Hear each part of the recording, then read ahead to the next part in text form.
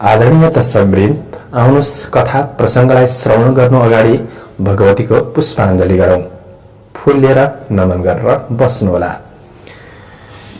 यं ब्रह्मा वरुणेन्द्र रुद्र मरुतस्तुन्वन्ति दिव्यैस्तवै वेदै साङ्गवदक्रमोपनिषदैर्गायन्ति यं सामगा ध्यानावस्थित तद्गतेन मनसा पश्यन्ति यं योगिनो यस्यान्तं न विदुषुरासुरगणा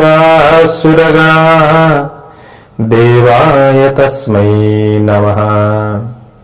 श्रीमच्चन्दनचर्चितो जलवपु शुक्लाम्बरा मल्लिका मालालङ्कृतकुण्डला प्रविलसन् मुक्तावली शोभिता सर्वज्ञाननिधान पुस्तकधरा रुद्राक्षमालाधरा वाग्देवी वदनाम्बुजे वसतु मे त्रैलोक्यमाता चिरम्। मूकं करोति वाचालं पंगुं लंघयते गिरिं यत्कृपात्तमहं वन्दे परमानन्दमाधवम्। नमो भगवते तस्मै व्यासायमिततेजसे यस्या प्रसादात् वक्ष्यामि नारायण कथामिमाम्। नारायणं नमस्कृत्य नरं चैव नरोत्तमम् देवीं सरस्वतीं व्यासं ततो जयमुदीरयेत्। देवीं सरस्वतीं व्यासं ततो जयमुदीरयेत्। ॐ श्री स्वस्थानि परमेश्वर्यै नमो नमः। अथ अष्टविंशोऽध्याय। कुमारजी आज्ञा गर्नुहुन्छ हे अगस्त्य मुनि। त्यसपछि ती ब्राह्मणहरूले नवराज राजाको दरबारबाट भात लिएर चन्द्रावती भएको ठाउँमा गएर भने, हे पापिनी, त अति पापिनी रहिछस्। तेरा निमित्त हामीलाई धेरै लाज भयो। यसरी ती ब्राह्मणहरूले सम्पूर्ण कुरा बताए त्यो भात सुम्पिदिए। चन्द्रावतीले त्यो भात पाउने बित्तिकै खान तयार भइन्। तब ती ब्राह्मणहरूले भने, हे पापिनी, यस्तो अवस्थामा परेर पनि तँलाई धर्मको चेष्टा रहेनछ। मुख धोइ खा। तेरो अवस्था देखेर हामीलाई अति करुणा भयो। तँलाई उपदेश दिन्छौ, ध्यानले सुन। निरञ्जन निराकार श्री स्वस्थानी भवानीको व्रत गर। त्यसै व्रतका प्रभावले तेरो उद्धार होला। ब्रह्म हत्यादि पाप गरेको भए पनि नाश होला। यस्तो भनी उपदेश गरी आफ्ना घर गए। चन्द्रावतीले ठूलो कष्टले 4 हात गोडाले टेकी घस्रदै मुख धुन भनी साली नदीको पानीमा जाँदा साली नदी सुकिन् र चन्द्रावतीले नाना तरहका विलाप गरी रुँदै फेरि बगरमा फर्केर आए। मुख नधोइकन खाऊ भन्दै त्यो भात हातमा लिँदा खरानी भयो। खरानी पनि खाऊ भन्दा ठूलो बतास आए, उडाइ लग्यो। खान नपाएपछि चन्द्रावती रुख ढलेझै भूमिमा पछारी मूर्छा भइन्। यसरी अत्यन्त दुःख पाए चन्द्रावती 1 वर्षसम्म साली नदीको किनारमा नै लडिरहिन्। एक दिन चेष्टा भएर उनले मनमा विचार गरिन्, मैले कस्तो अपराध गरेछु यति भनी मनमा नाना विषाद गरी रोइरहेकी थिइन्। केही समयपछि पौष शुक्ल पूर्णिमाको दिन आइपुग्यो र श्री स्वस्थानी भवानीको व्रत आरम्भ गर्न स्वर्गका अप्सराहरू साली नदीमा स्नान गर्न आए। स्नान गरिसकेपछि सूर्यलाई अर्घ्य दिई बालुवाको शिवलिङ्ग बनाए श्री महादेवको पूजा गर्न लागे। चन्द्रावतीले त्यो देखि अप्सराहरूकै नजिकै गई सोध्न लागिन्, तपाईहरू देवता हो कि मनुष्य हो? म पापिनी यो अवस्थामा पर्दै कहीँ चल्न सक्दिन। कोही केही खान दिँदैनन्। म के पापले यस्तै भए? कसरी मेरो उद्धार होला? चन्द्रावतीको कुरा सुनेर अप्सराहरूले भने, हे पापिनी, हामी इन्द्रका अप्सरा हौं। आज पौष शुक्ल पूर्णिमा हो। श्री स्वस्तानी भवानीको व्रत सुरु गर्नका लागि स्नान गर्न यहाँ आएका हौं। तेरो अवस्था देखि हामीलाई करुणा भयो, तापनि यही व्रत गरेर सम्पूर्ण पाप नाश भई तेरो उद्धार होला। अप्सराका कुरा सुनि चन्द्रावतीले मन मनमा विचार गरिन्, मैले जानेर त अरू कुनै पाप त गरेकी थिइन। डोलेहरूले ल्याएको श्री स्वस्तानी भगवानीको प्रसाद अहंकारले फाले गोडाले कुल्चेथे। आफूले गरेको यस्तो गल्ती सम्झी चन्द्रावतीले फेरि विचार गरिन्, त्यस पापले मैले यो दुःख भोग्नु परेको होला। फेरि कपिल नाम गरेका ब्राह्मणले पनि यही व्रत गर्नु भनी उपदेश दिएका थिए। यी अप्सराहरू पनि त्यसै बन्दछन् भने श्री स्वस्तानी देवी ठुली रहेछन्। मनुष्यहरू अहंकारले नासिदा रहेछन्। अब म पनि यो व्रत गर्छु भनी अप्सरासित बन्न लागिन्। हे अप्सरा हो, श्री स्वस्तानी भगवानीको व्रत विधि के हो, के गर्नुपर्छ त्यो सबै आज्ञा गर्नुहोस्। चन्द्रावतीका कुरा सुनि अप्सराहरूले भन्न लागे, यो व्रतका प्रभावले तेरो सम्पूर्ण पाप नाश होला, दुःख नाश होला, इच्छा सिद्धि होला। यति भनी श्री स्वस्तानी भगवानीको पूजाको सम्पूर्ण विधि समेत बताई अप्सराहरू आफ्नो लोक स्वर्गमा गए। चन्द्रावतीले अप्सराहरूका उपदेशले साली नदीमा स्नान गरी एक भक्त रही एक चित्त गरी नित्य मध्याह्न कालमा श्री महादेवको मानसिक पूजा गर्दै श्री स्वस्तानी भगवानीलाई मनले सम्झिरहन्। त्यस दिनदेखि चन्द्रावतीको कुष्ठ रोग निको हुँदै गयो र दिव्य देह हुँदै आयो। महिना दिन पुगेपछि माघ शुक्ल पूर्णिमाको दिन सम्पूर्ण सामग्री तयार गरी अप्सराहरू श्री स्वस्तानी भगवानीको पूजा गर्न फेरि साली नदीमा आए।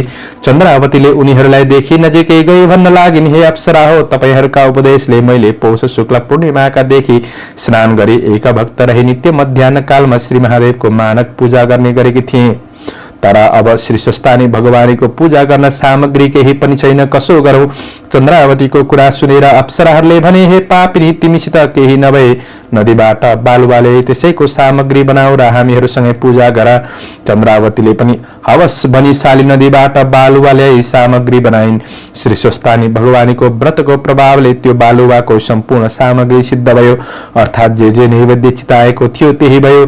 त्यो देखि चन्द्रावतीले मनमा आनन्द गरी धन्य श्री स्वस्तानी भगवानी भनी अप्सराहरूसित गएर बालुवाको सामग्री सिद्ध भएको वृत्तान्त बताइन्।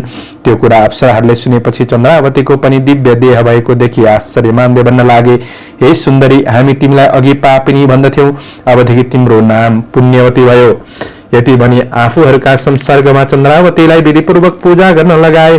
चन्द्रावती ब्राह्मणीले पूजा गरिसकी हातमा अर्घ्य पात्रले बिन्ती गरिन्, हे ईश्वरी, पहिला मैले अज्ञानले अहंकार गरे हजुरलाई नाना तरहले निन्दा गरेथे, त्यो अपराध क्षमा गर्नुहोस्। हे लेकोश्वरी, हजुर कस्ती भने सम्पूर्ण प्राणीका हृदयमा बसी पाप पुण्यकी साक्षी भइरहनु भएकी यस्तै तपाईलाई कोटि कोटि नमस्कार छ। हे भवानी, सृष्टिकर्ता ब्रह्मा पनि हजुर संहारकर्ता रुद्र पनि एक मूर्तिले तीन मूर्ति भई ब्रह्मा विष्णु महेश्वर नाम भइरहेकी यस्तै हजुरलाई कोटि कोटि नमस्कार छ। हे भगवती, पृथ्वी जल तेज वायु आकाश पनि गुणादित्य पनि अति स्थूल पनि देवता कि देवता यस्तै त्रिलोक्यनाथ हजुरलाई कोटि कोटि नमस्कार छ। हे ईश्वरी, हजुरको महिमा वर्णन गर्न 10,000 जिब्रा भएका शेषनागले चतुर्मुख ब्रह्मा कसैले पनि नसकेको म जस्तैले के सकौंला। म पापिनीको पूजादेखि सन्तुष्ट भई दुःखका समुद्रदेखि पार गर्नुहोस्। यति भनी अर्घ्य दिन पूजा सकिएपछि अप्सराहरूले प्रसाद झिकेपछि भने, हे पुण्यवती, अब हामी जान्छौं। यसो भनी ती अप्सराहरू स्वर्गतर्फ गए। चन्द्रावतीले अप्सराहरू गएपछि साली नदीको तीरमा खरको एक झुप्रो बनाएर श्री स्वस्तानी भगवानीलाई मनले सम्झी रात जग भई रहिन्। भोलिपल्ट उज्यालो भएपछि चन्द्रावतीले साली नदीमा स्नान गरी अष्टोत्तर 100मा सबै थोक 8 वटा हातमा लिई प्रार्थना गर्न लागिन्, हे ईश्वरी, मेरा यहाँ कोही छैनन्, यो प्रसाद कसलाई दिउँ? मेरा स्वामी नवराजसित चाँडो भेट होस्। यति भन्दै चन्द्रावतीले प्रसादको सबै थोक 8 संख्याको दरले साली नदीमा बहाइन्। 100 रोटी आफूले फलाहार गरिन्। श्री स्वस्तानी भवानीको व्रतका प्रभावले चन्द्रावतीको सम्पूर्ण पाप नाश भई पहिले भन्दा पनि दिव्य देह भयो। त्यो देखि मनमा आनन्द गरी धन्य श्री स्वस्तानी भगवानी भरी बारम्बार प्रणाम गरिरहिन्। इति श्री स्कंद महापुराणे महेश्वर खंडांतर्गत केदार खंडे माघ महात्म्य कुमार अगस्त्य संवादे श्री स्वस्तानी परमेश्वर्या व्रत कथायां चन्द्रावती श्री स्वस्तानी व्रतकृत नाम अष्टविंश श्री उमा महेश्वराभ्यां नमो नमः। उपनयतु मंगलम वह सकल जगन्मंगलालय श्रीमान दिनकर किरण निबोधिता नवनलिन तल निवेक्षण कृष्ण काले वर्षतु पर्जन्यः पृथिवी सस्यशालिनी देशोऽयं क्षोभरहितो ब्राह्मणः सन्तु निर्भया अपुत्रः पौत्रिणः सन्तु पौत्रिणः सन्तु पौत्रिणः निर्धना सधना सन्तु जीवन्तु शरदां सताम् तत्रैव गंगा यमुना च तत्र गोदावरी सिन्धु सरस्वती च तीर्थानि सर्वाणि वसन्ति तत्र यत्राच्युतोदारकथा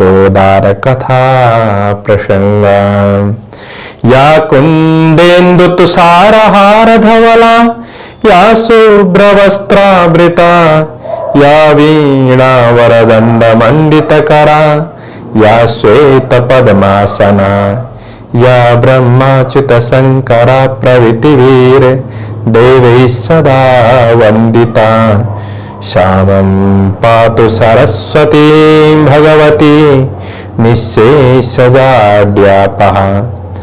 कायेन वाचा मनसेन्द्रियैर्वा बुद्ध्यात्मना वा प्रकृतिर्स्वभावात् करोमि यद्यत् सकलं परस्मै नारायणायेति समर्पये तत् नारायणायेति समर्पयामि।